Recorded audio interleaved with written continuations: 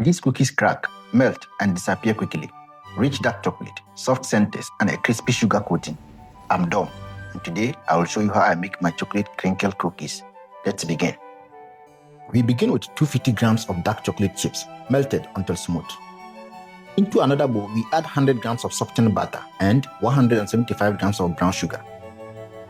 Creaming the butter and sugar together incorporates air into the dough, resulting in a soft and tender texture. Now, we beat in one whole egg until the mixture becomes smooth and fully incorporated. The egg helps bind the dough together whilst adding richness and structure.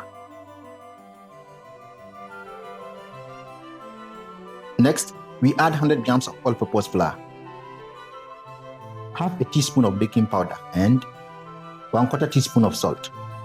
Mix everything together. The flour provides structure. The baking powder allows the cookies to rise slightly, and the salt balances sweetness. Now, we fold in our melted chocolate along with 50 grams of toasted and chopped walnut.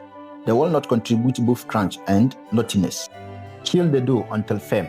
Portion dough into 50 grams balls and freeze them for about 30 minutes. Freezing, we coat the dough in icing sugar to create the signature crinkled patterns on top as the cookies expand in the oven. Bake in a preheated oven of 160 degrees Celsius for about 15 minutes. Take a look at that. Beautiful chocolate crinkles finished with delicate snowy sugar coatings. Perfect for snack boxes and coffee shops. If you enjoyed this episode, please consider sharing, liking, and subscribing. And be sure to explore my playlist for more exceptional recipes. Peace out.